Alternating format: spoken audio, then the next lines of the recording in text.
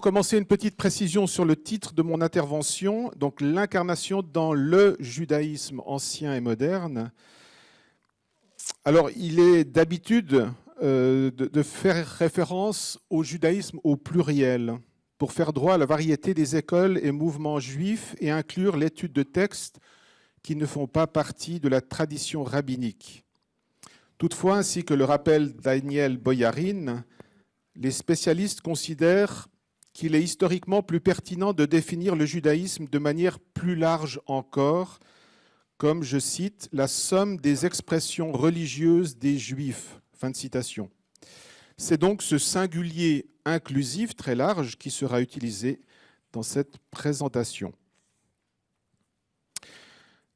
Lorsque des penseurs juifs se réfèrent au concile de Nicée, c'est généralement pour critiquer sa christologie. Ainsi, Michael Vichogrod écrit, je cite, « Nous ne pouvons pas ignorer le fait que le christianisme classique affirme que Jésus était Dieu. Et c'est cette revendication qui rend si grave pour un juif d'adopter le christianisme. Comment le christianisme en est-il venu à soutenir cette opinion si profondément inacceptable du point de vue juif ? Elle a été formellement adoptée lors du concile de Nicée, 325 de notre ère, qui a déclaré que le Fils était engendré, non pas créé, et de même essence que le Père. Fin de citation. L'idée que Dieu se soit incarné et fait homme, comme le dit le symbole de Nicée, semble être en effet la ligne rouge à ne pas franchir. Pour Hans Joachim Schops, l'incarnation est, je cite, « un article de foi impossible qui réduit la souveraineté de Dieu et son altérité absolue, un article qui, de fait, détruit le monde. » Fin de citation. Ce rejet qui semble sans appel n'est en réalité pas aussi catégorique qu'il y paraît. Par contre, il convient, lorsqu'on parle d'incarnation dans le judaïsme, compris donc au sens large où je l'ai indiqué, d'examiner cette question dans le cadre épistémologique qui est le sien, sans lui imposer des catégories étrangères. Et c'est ce que je vais essayer de faire dans les quelques étapes de cette réflexion. Au cours de la période que l'on peut qualifier de biblique et ancienne, c'est-à-dire jusqu'au 5e siècle de notre ère, la réflexion juive se concentre autour d'une question particulière qui est celle des anthropomorphismes. En effet, contrairement à l'idée courante d'un judaïsme concevant un Dieu invisible, il est vraisemblable, selon José Costa, que la majorité des Juifs de cette époque admettait que Dieu possède un corps qui pouvait être vu dans certaines conditions, mais qui ne devait pas être représenté, si ce n'est de manière orale ou écrite. Ce point de vue est corroboré par les pères de l'Église qui dénoncent les Juifs comme adorant un Dieu doté de pieds et de mains, selon Justin Martyr, ou semblable à un homme, selon Origène, ou encore possédant une forme, selon Basile le Grand. On le sait, les anthropomorphismes bibliques sont particulièrement nombreux. Dieu posséderait l'apparence d'un homme avec des yeux, une face, un dos, des pieds, etc. Il en est de même des anthropopathismes, c'est-à-dire l'attribution à la divinité de passions et de sentiments humains. On note en outre qu'aucun verset biblique n'affirme explicitement l'incorporéité divine, c'est-à-dire son absence de corps. Les patriarches, notamment, ont eu la possibilité de voir Dieu, même si la forme de cette vision n'est pas précisée. Toutefois, il est vrai que certains passages bibliques sont plus circonspects. Ainsi, on lit dans le Deutéronome, au chapitre 4, verset 12, dans la traduction de la Tob, « Le Seigneur vous a parlé du milieu du feu, une voix parlait et vous l'entendiez, mais vous n'aperceviez aucune forme. Il n'y avait rien d'autre que la voix. » Fin de citation.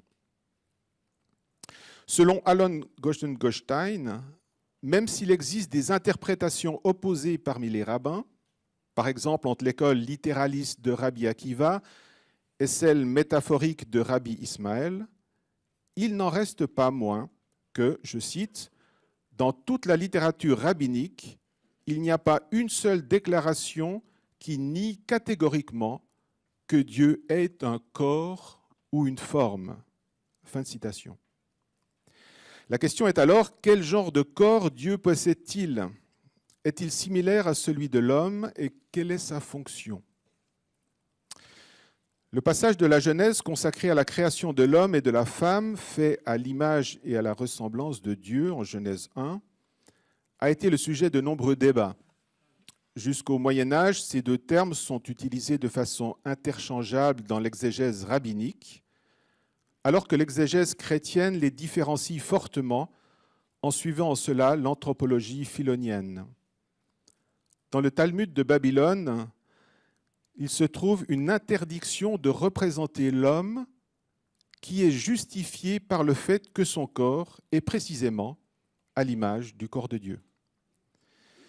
Toutefois, certains commentateurs soulignent que le sens de ce verset de la Genèse est ambivalent, car il peut faire référence au corps, certes, mais également à l'esprit et à la volonté, notamment à travers la question de la domination de l'homme sur la création dans les versets qui suivent. Remarquons que l'idée de la corporéité divine peut aller très loin, puisque certains commentateurs affirment avec audace qu'Adam a été créé déjà circoncis et par conséquent que Dieu l'est également. Gottstein rapporte une autre description fréquente de Dieu, à savoir qu'il aurait un corps lumineux.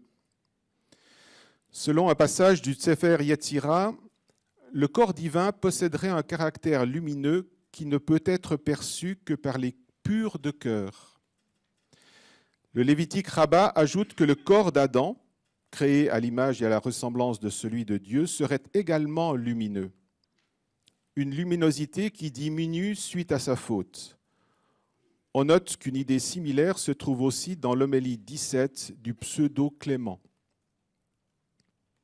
Dans le corpus rabbinique, la nature lumineuse du corps divin est évoquée au moyen de 3 expressions: la gloire, le manteau et la Shekinah de Dieu.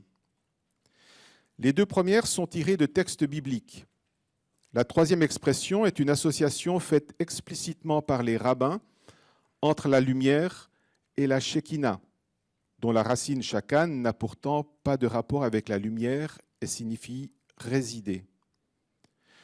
Pour d'autres rabbins, les tuniques de peau dont Dieu couvre l'homme en Genèse 3 sont de nature lumineuse et dotent Adam d'un aspect étincelant qu'il partage avec Dieu.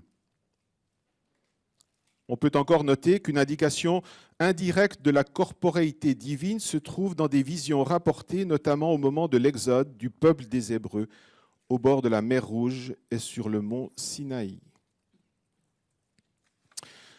Pour élucider le mystère de ces manifestations divines visibles, une solution a été largement explorée. Elle consiste à se demander si ces manifestations sont l'expression de la divinité elle-même ou bien une forme corporelle distincte de son essence, une sorte d'hypostase. Cette interrogation a revêtu une importance particulière car la solution hypostatique offrait une véritable alternative à tous ceux qui rejetaient l'idée d'une corporéité divine. Dans la période du Second Temple, l'hypostase la plus connue est sans aucun doute la sagesse, que le Siracide au chapitre 24 présente comme étant sortie de la bouche de Dieu. Cette hypostase se manifeste de diverses manières. Elle est d'abord associée à l'esprit, qui planait au-dessus des eaux primordiales. Puis, dans le même passage, quelques versets plus loin, elle est identifiée à l'ange du Seigneur, qui accompagne les Israélites dans le désert. Enfin, une place lui est assignée dans la demeure sainte, lieu de la présence même de Dieu. Ces 2 manifestations liées à la sagesse, l'Esprit du Seigneur et l'ange du Seigneur, vont progressivement être associées à des spéculations autour des 2 anges supérieurs que l'ascension d'Isaïe identifie au Messie et à l'Esprit de Dieu.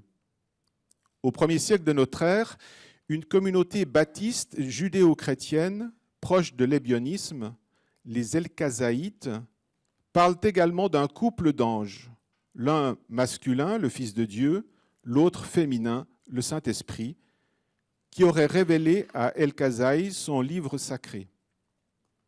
On retrouve ce couple formé par l'ange du Seigneur et l'Esprit du Seigneur dans des textes néo-testamentaires, en particulier dans le livre des Actes au chapitre 8 et 23. Gedaliahu Stromza avance l'hypothèse que la présence de deux chérubins dans le temple serait liée à l'existence d'une tradition anti-anthropomorphique. Ces deux anges représenteraient de manière hypostatique des aspects de la divinité, notamment son double nom, le tétragramme d'une part, Elohim d'autre part, ou ses deux attributs principaux, la bonté et la puissance.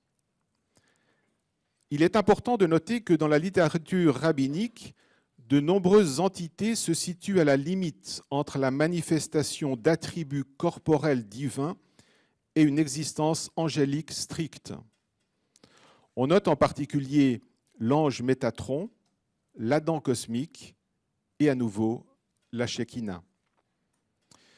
Le Métatron serait une manifestation corporelle de Dieu, mais certains textes parlent plutôt d'une sorte d'hypostase angélique. Le Talmud de Babylone affirme que son nom, je cite, est celui de son maître, dans le Sanhédrin 38b, ce qui laisse supposer une forte proximité avec Dieu. Le cas de la Shekinah est particulier, son statut est très disputé. Maïmonide affirme qu'elle est une créature de Dieu, alors que Narmanide prétend qu'elle est Dieu lui-même.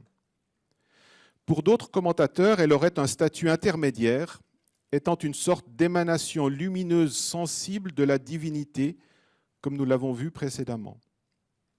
Cette ambivalence se retrouve par exemple dans la traduction en araméen, qu'on appelle un targoum, du livre d'Ésaïe, où le terme de Shekinah est utilisé par le traducteur pour éviter d'attribuer certaines actions à Dieu et parler de lui en termes anthropomorphiques.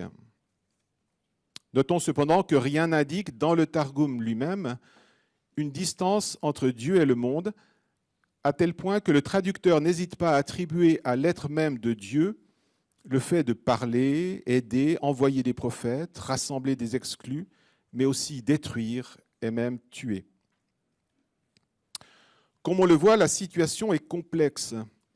Selon Arthur Marmorstein, la question d'un corps divin divise les rabbins de la période des Tanaïm, qui s'étend jusqu'au début du IIIe siècle, entre les tenants d'une lecture littérale et ceux qui ont recours à une lecture anti-anthropomorphique. Mais d'autres chercheurs ne sont pas d'accord avec cette évaluation et pensent que ces divergences ne portent en réalité que sur les anthropopathismes, alors que les rabbins seraient d'accord sur la corporéité divine. Ce débat va s'élargir encore avec le développement du corpus de la mystique juive. Certes, on retrouve des interprétations anthropomorphiques classiques, héritées du judaïsme rabbinique ancien. Parmi les ouvrages importants, le Shiur Koma, littéralement la mesure de la taille, est particulièrement intéressant car il offre une description précise des mensurations gigantesques du corps divin.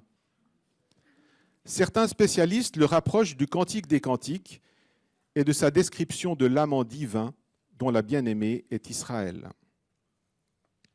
La littérature mystique juive s'intéresse également de très près au nom de Dieu, avec l'idée que ce nom est mis en rapport avec le corps, car, je cite, « le nom est aussi une manifestation corporelle de la divinité ».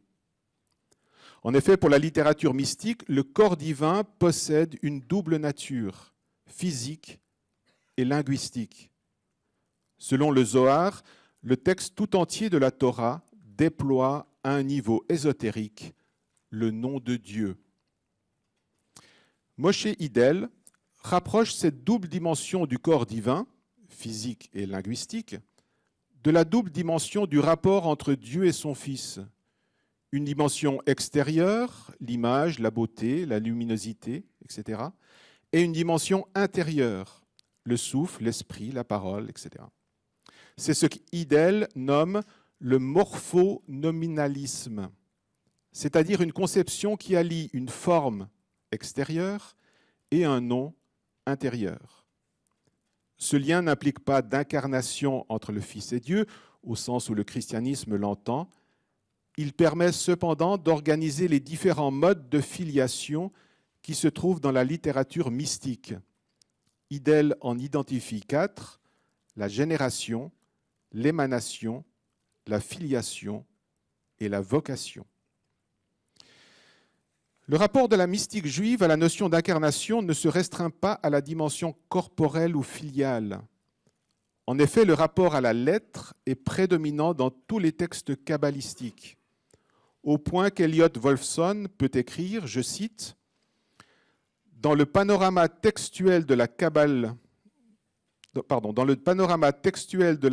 médiévale, le lieu de l'intuition incarnatrice est l'inscription ontographique de la chair dans le mot. » Dans la sagesse kabbalistique qui s'est matérialisée au cours des XIIe, XIIIe et XIVe siècles, l'incarnation de la chair dans le mot a préservé le voile de la lettre.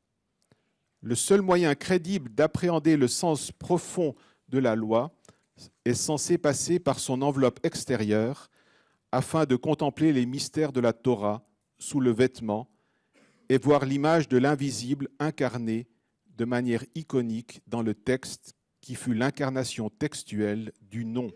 Fin de citation. Quoi qu'il en soit de ces solutions hypostatiques ou ontographiques, l'opposition à l'idée d'incarnation dans le judaïsme rabbinique atteint son apogée au XIIe siècle avec Maïmonide, même si elle a des racines plus anciennes, puisqu'on en trouve déjà des traces chez Philon d'Alexandrie.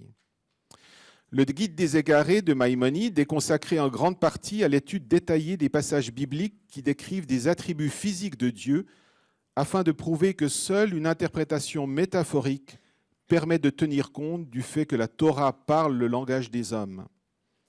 Pour Maïmonide, les arguments tirés de la science aristotélicienne démontrent que Dieu est incorporel et que les textes anthropomorphiques doivent être lus comme des métaphores. Le travail de Maïmonide aura une influence profonde et durable sur la pensée juive ultérieure. Ainsi, Costa affirme que, je cite, « Depuis l'époque médiévale, la tendance lourde de l'herméneutique juive est d'interpréter ces textes midrashiques dans un sens allégorique. On note toutefois que des commentateurs juifs se sont régulièrement opposés à la lecture maïmonidienne. Aujourd'hui, la lecture allégorique des textes anthropomorphiques paraît une évidence. Toutefois, des voix critiques s'élèvent toujours contre cette façon de lire. Elles font remarquer qu'une lecture allégorique part en général d'un a priori, à savoir qu'il est impossible que Dieu ait un corps. Outre le fait qu'elle contrevient au sens littéral du texte, cette lecture est aussi critiquée au principe qu'un texte doit être d'abord compris à partir de lui-même et de son contexte scripturaire, sans faire intervenir un corpus philosophique ou littéraire étranger. Enfin, certains textes résistent d'emblée à une lecture allégorique. Pour ces commentateurs, l'interprétation allégorique n'est pas pour autant interdite, mais un texte doit présenter un certain nombre d'anomalies ou d'indices formels qui rendent son sens littéral insatisfaisant pour recevoir une autre lecture. Fin de citation. Ces critiques ont permis de garder ouvert la possibilité d'une lecture plurielle des textes anthropomorphiques. Parmi ces autres lectures, il y a bien évidemment la lecture midrashique. Daniel Boyarin dit qu'elle n'est pas simplement une autre manière de distinguer la lettre de l'esprit. En effet, ce qui est au-delà de la lettre ne réduit pas celle-ci à n'être qu'une allégorie, mais elle est une sorte de passerelle vers un sens plus profond et caché que le Midrash a précisément pour objectif de dévoiler, selon des procédures bien codifiées. Ainsi, selon Boyarin, la lecture midrashique a pour finalité de vivre une expérience concrète de la vision de Dieu. On retrouve le même souci de ne pas écarter trop vite une lecture littérale chez un autre auteur moderne, Mikhail Vyshogrod. Ce dernier plaide pour une lecture nuancée. Je cite, « Il y a des textes, écrit-il, que je ne désire pas démythologiser parce que je crois que les démythologiser conduirait à la destruction du judaïsme. » Fin de citation. Par exemple, à propos de la spatialité de Dieu, il écrit, je cite, « Dieu a choisi de résider dans le tabernacle d'Israël, dans le temple à Jérusalem, dont la destruction imposa un exil à Dieu selon les rabbins.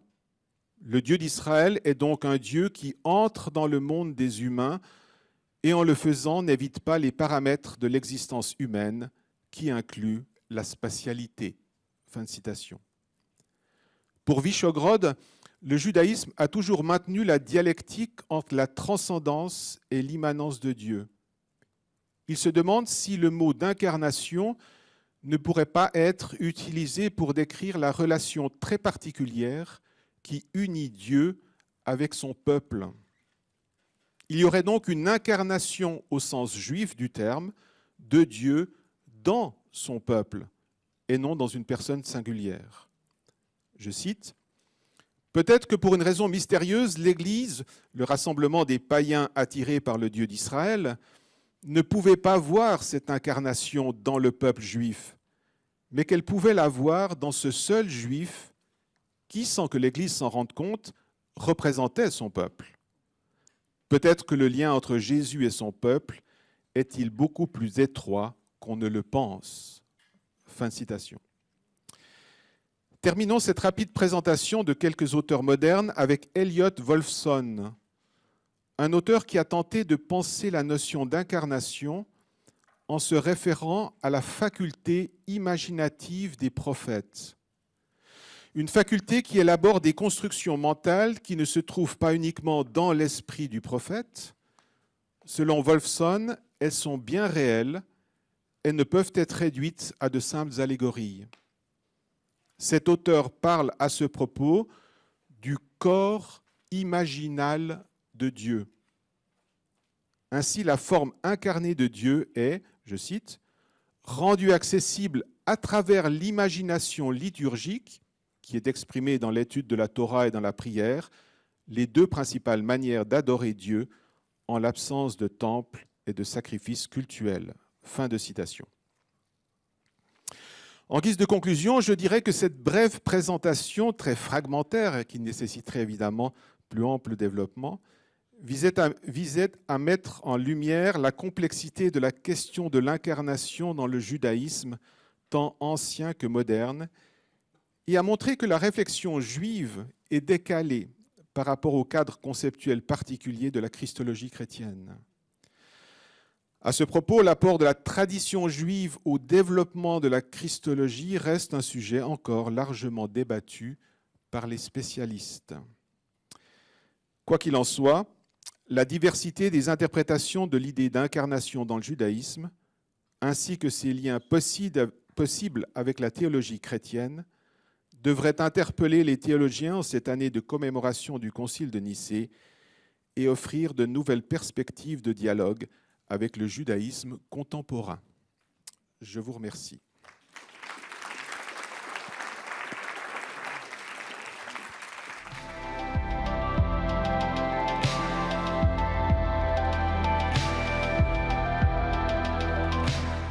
Donc effectivement, le Concile de Nicée, tant dans la proclamation du symbole, qui fonde les tenants majeurs de la foi chrétienne, que dans le choix d'une date de Pâques qui rompt avec celle de la Pâque juive, est souvent considérée comme une étape décisive de processus de partition des chemins. Donc on vient de l'entendre entre christianisme et judaïsme.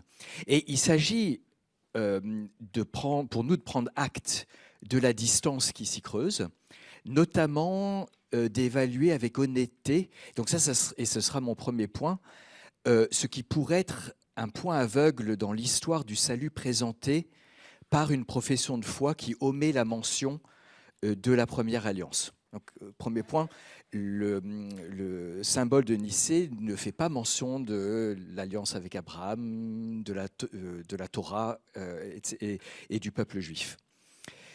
Si nous avons le temps, mais je pense que nous ne l'aurons pas, puis il y a eu un petit rappel, il pourrait aussi être intéressant de se pencher sur la date de la Pâque, dans le sens où on sait que c'est une question pour l'œcuménisme et l'unité des chrétiens de trouver une date commune.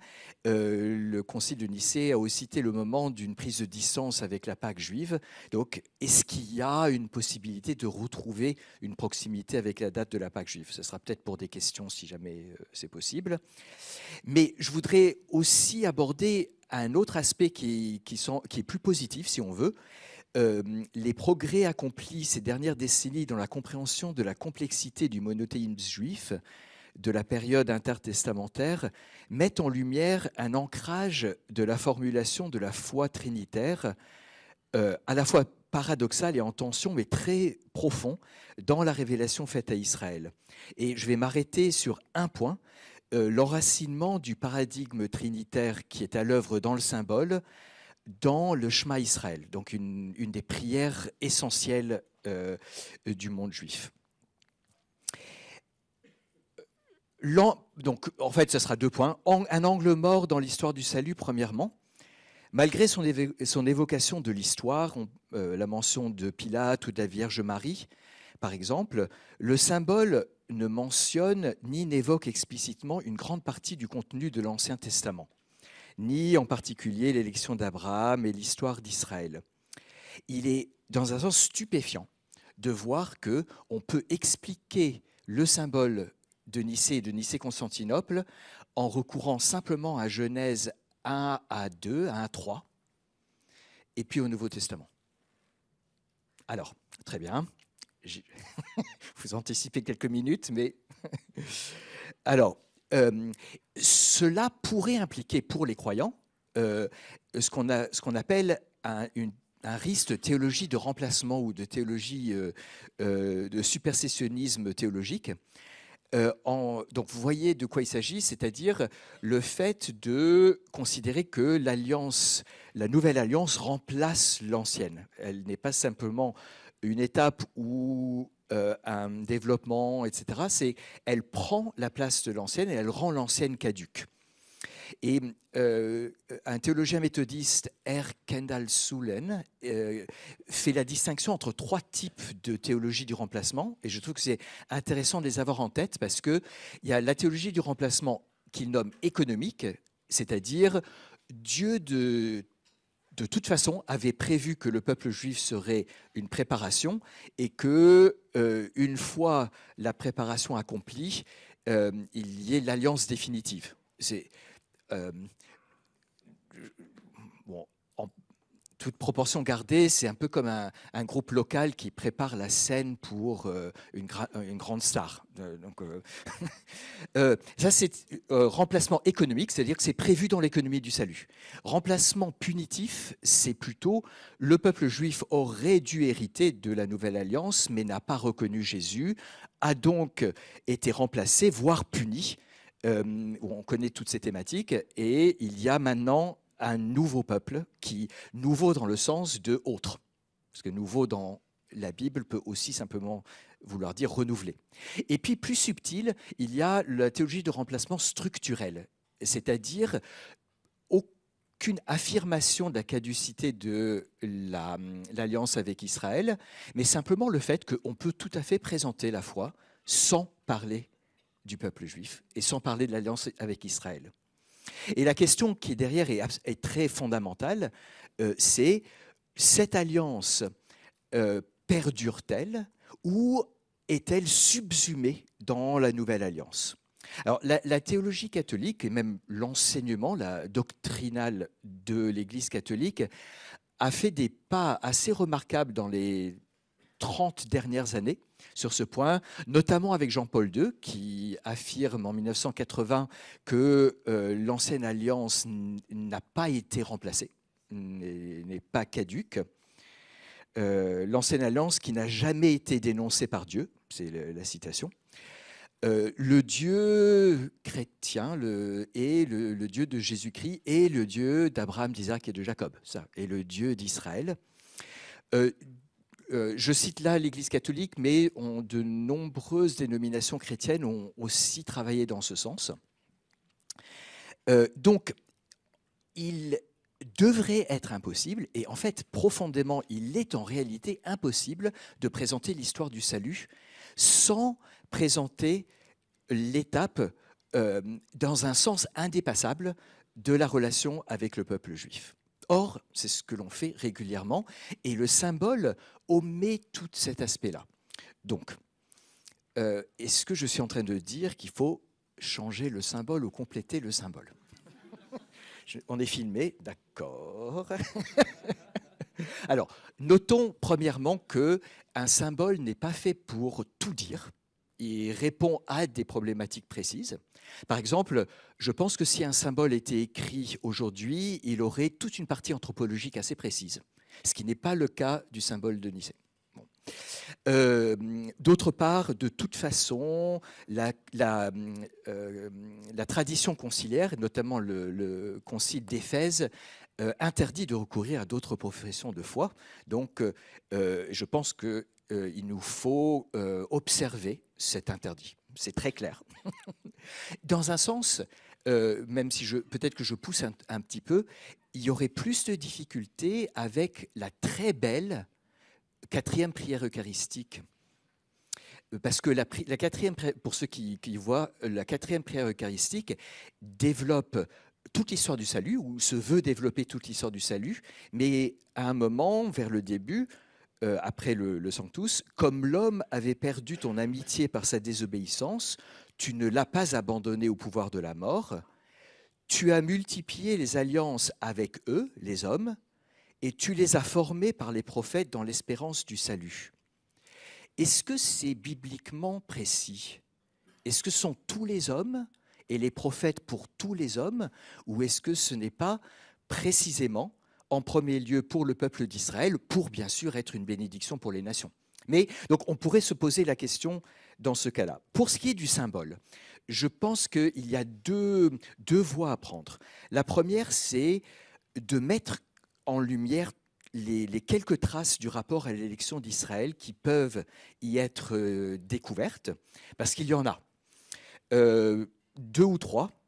Le symbole souligne discrètement l'enracinement de Jésus dans le peuple juif par la mention de la Vierge Marie, qui situe le Messie dans le cadre d'une famille et d'une généalogie juive, et qui fait également écho aux promesses messianiques vétérotestamentaires, au moins telles qu'elles sont dans la Septante. Donc, la Vierge concevra.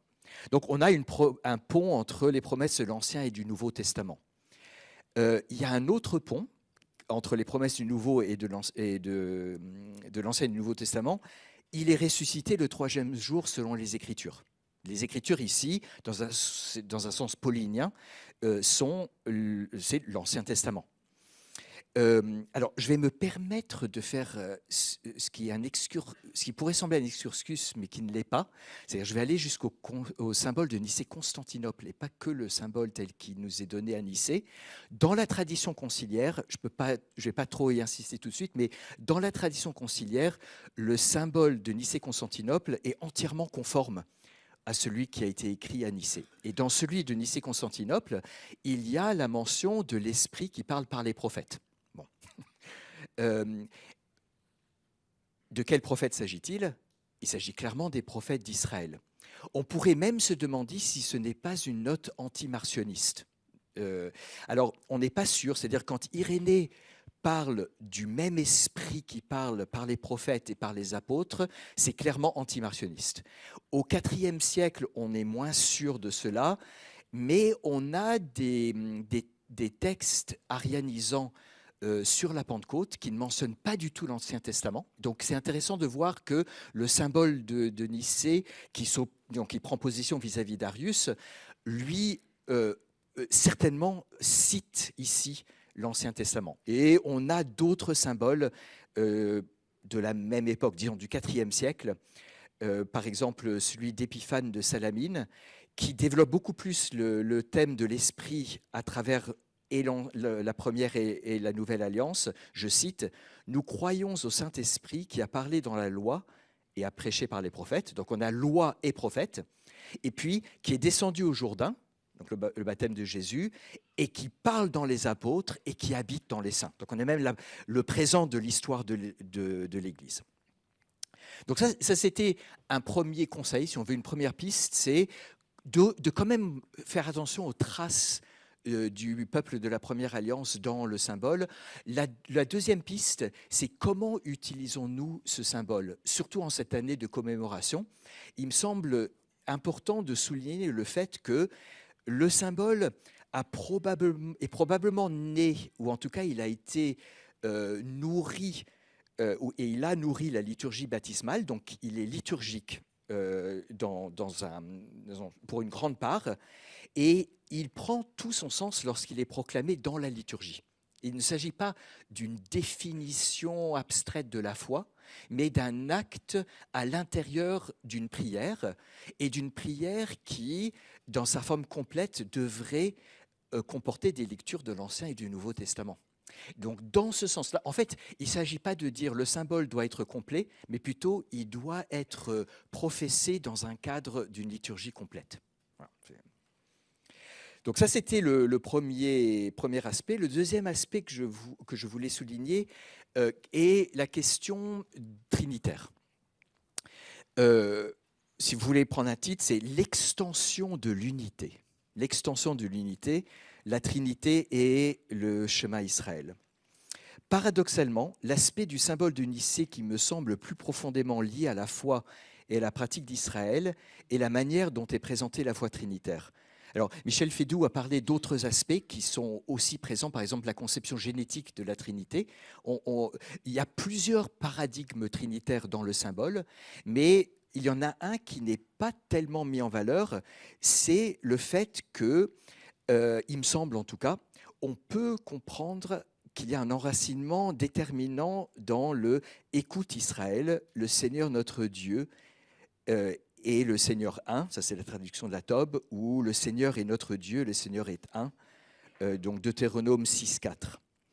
En effet, le symbole n'est pas structuré avec Dieu un et trois, mais il est structuré de la manière suivante. Nous croyons en un seul Dieu le Père, un seul Dieu Père, Eis Ena en grec, et en un seul Eis Ena, Seigneur Jésus-Christ, et en l'Esprit Saint. Bon. Donc on a l'unité divine attribuée au Père, la même unité attribuée au Fils. Alors, pour l'Esprit Saint, c'est plus complexe. L'article sur l'Esprit Saint est très prudent, et il a des différences notables avec celle sur le Fils, donc pour une série de raisons. Mais il est intéressant de voir qu'il y a plusieurs autres symboles du IVe siècle. Le symbole de Césarée qui précède le symbole de Nicée. Certains disent qu'il est une des plus grandes sources d'inspiration du symbole de Nicée. Et puis le symbole de Mopsuest ou de Jérusalem qui, eux, parlent du Père un, du Fils un et de l'Esprit un. Donc on a vraiment ces trois étapes. Étant donné alors, je pense qu'en passant par Paul, ça devient encore plus clair. Beaucoup d'exégètes pensent que la première théologie trinitaire de Paul est un développement du schéma. Alors, l'exemple le plus important et le plus ancien est probablement 1 Corinthiens 8, 6, donc je vais citer. « Nous savons qu'il n'y a aucune idole dans le monde et qu'il n'y a d'autre Dieu que le Dieu unique. » Donc c'est bien une profession de foi monothéiste. C'est clair. Car bien qu'il y ait des prétendus dieux au ciel et sur la terre, et il y a de fait plusieurs dieux et plusieurs seigneurs, il n'y a pour nous qu'un seul Dieu, le Père, de qui viennent toutes choses et nous sommes par lui, et un seul Seigneur, Jésus-Christ, en vertu duquel existent toutes choses, et nous existons pour lui. Que fait Paul ? Il prend la terminologie du schéma, donc Dieu, donc Elohim ou Théos, et puis Adonai, Kurios. Vous savez que Adonai est le substitut du tétragramme, et il répartit ces termes dans un sens sur le Fils et sur le Père et le Fils. Donc on a le Père Elohim, ou Théos, et le Fils Kurios. Et donc ça c'est Paul 1 Corinthiens 8,6, Éphésiens. Est-ce que François Lessant dirait que c'est un texte paulinien? Très bien. Donc, Éphésiens 4, 6, je vais citer le texte, il va parler de lui-même. Il part dans l'autre sens. Et il est trinitaire, non pas simplement binitaire. Il y a un seul corps et un seul esprit. Il y a un seul Seigneur, une seule foi, un seul baptême. Il y a un seul Dieu et Père de tous, qui est au-dessus de tous et parmi tous et en tous.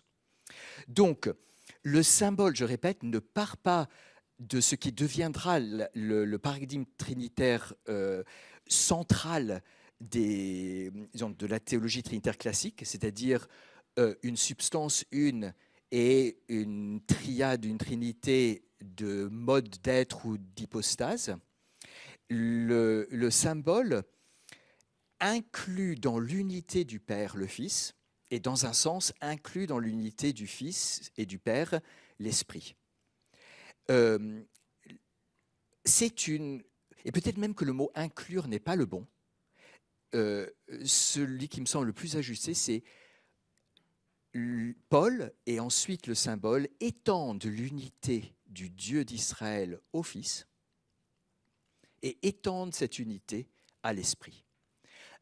Peut-être que... Alors, quel est l'intérêt de travailler dans ce sens-là? Il y a un double intérêt. Historiquement, le pasteur Wüttrich en a présenté un aspect, mais historiquement, on voit bien que le monothéisme d'Israël, le monothéisme du Second Temple est beaucoup plus polyédrique qu'on l'a imaginé. Mais je pense que cette note sur le schéma apporte un élément de plus, rarement souligné, et au moins dans les communautés des disciples de Jésus, je ne vais pas dire les communautés chrétiennes, mais dans les communautés des disciples de Jésus, c'est peut-être le plus ancien ou un des plus anciens paradigmes. Donc ça nous permet de compléter l'image historique. L'autre question, c'est que, l'autre intérêt, c'est que ça nous permet de réfléchir à ce que veut dire un. C'est-à-dire que, alors, il est clair que le mot un a plusieurs sens. Un se dit de plusieurs manières, dirait peut-être Aristote s'il n'avait pas dit de lettres. Il y a bien sûr l'unicité, c'est-à-dire l'exclusivité. Il y a l'exclusivité du culte, l'exclusivité de la divinité. Avec le monothéisme juif, musulman et chrétien, il y aura aussi l'idée de simplicité divine, c'est-à-dire que Dieu n'est pas simplement le seul Dieu, mais il est un en lui-même. Et il n'accepte pas de différence ou de distinction interne, etc. etc. Mais ici, avec le Shema Israël, on a l'idée d'un un qui peut s'étendre. Alors qu'est-ce que ça veut dire? Il s'agit peut-être plus, alors là je suis en train d'explorer, si vous avez de meilleures interprétations que moi, je suis preneur. Il me semble qu'ici, l'un ou l'unité est plutôt une qualité qui peut être étendue, qui peut inclure ou être étendue. Une qualité, une caractéristique, une manière d'être. Alors, bien sûr, ça paraît très paradoxal, même contradictoire dans les termes. L'un peut être étendu. Et je voudrais quand même m'appuyer sur une pratique rabbinique. Mais ça obligera à faire entrer dans notre manière de penser de théologie chrétienne une manière de penser un peu inhabituelle, dans le sens où la calligraphie compte énormément. Les lettres de l'alphabet hébraïque comptent énormément dans le monde rabbinique. Et c'est là que j'aurais dû mieux préparer ma conférence et pouvoir vous projeter les textes.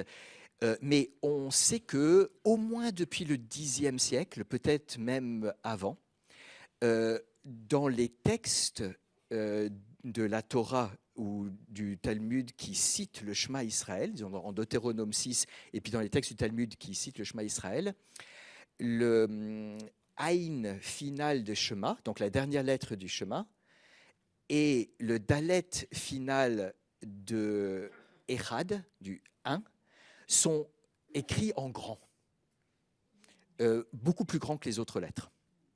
Et, disent les rabbins, il faut souligner la prononciation. Le terme hébreu veut même dire étendre la prononciation, allonger la prononciation. Donc c'est pas simplement Echad, c'est Echad. Alors, il y a les raisons premières qui sont données sont pour protéger l'unité de Dieu. Parce que Aïn, et pour ne pas confondre avec d'autres. D'abord, Aïn et Dalet ensemble forment le mot Ed qui veut dire témoignage. Donc c'est le témoignage donné à l'unité de Dieu. Et puis après, plus subtil, si le Dalet de Echad, je suis désolé pour ceux qui ne sont pas hébraïsants, si le Dalet de Echad est mal écrit, il peut ressembler à un Resh. Or, dans ce cas-là, ça donne Erer, et j'ai énormément mal à prononcer la distinction re, mais qui veut dire autre. Et donc, ça voudrait dire Dieu est autre. Donc, il ne faut pas dire Dieu est autre. Mais je parlais de ceci. En fait, là, quand on parle de littérature rabbinique, il ne faut pas parler de littérature rabbinique, il faut parler avec des rabbins. Donc, j'ai parlé avec plusieurs rabbins et on m'a dit la chose suivante. Ceci veut dire que on peut et on doit étendre la prononciation du Dalet, et il peut être étendu pour qu'il ne devienne pas autre. Et donc, le critère, c'est une extension qui ne devient pas autre. C'est vraiment très proche de ce que essaye de faire la théologie trinitaire. Je sais qu'on est dans deux mondes, quoique.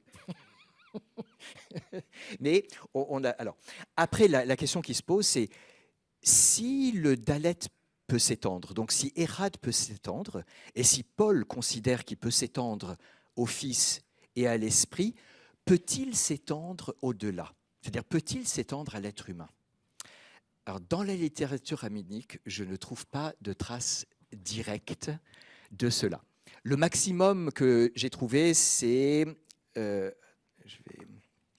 le traité Sanhédrin 37a, où on explique que l'être humain a été créé en Adam, Echad, c'est le même mot. Pourquoi ? Pour bien souligner le fait que quand on détruit une âme, on détruit l'ensemble de l'humanité ou le monde entier.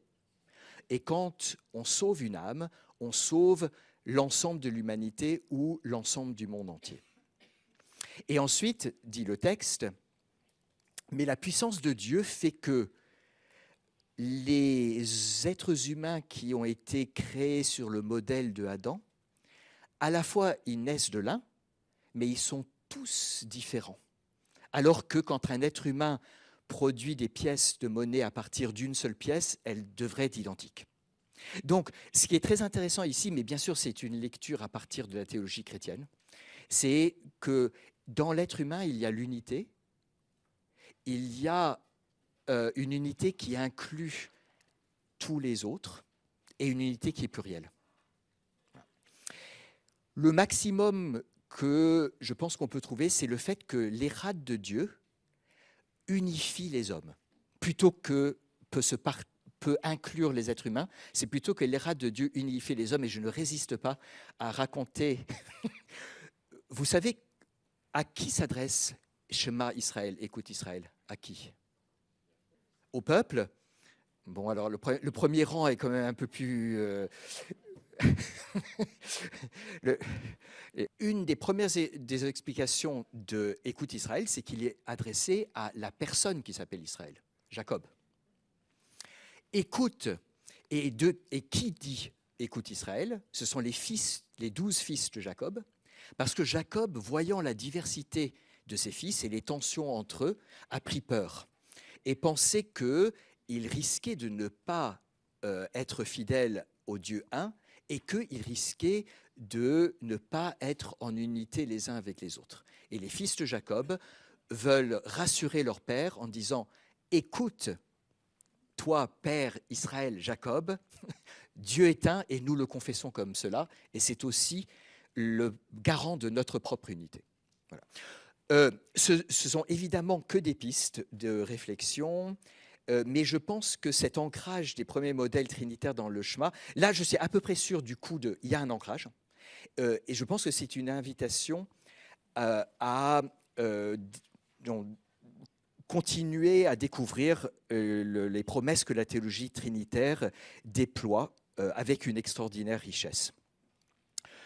Conclusion, sans parler de la date de Pâques, simplement, en quoi est-ce que ceci nous donne une vision renouvelée du Concile de Nicée?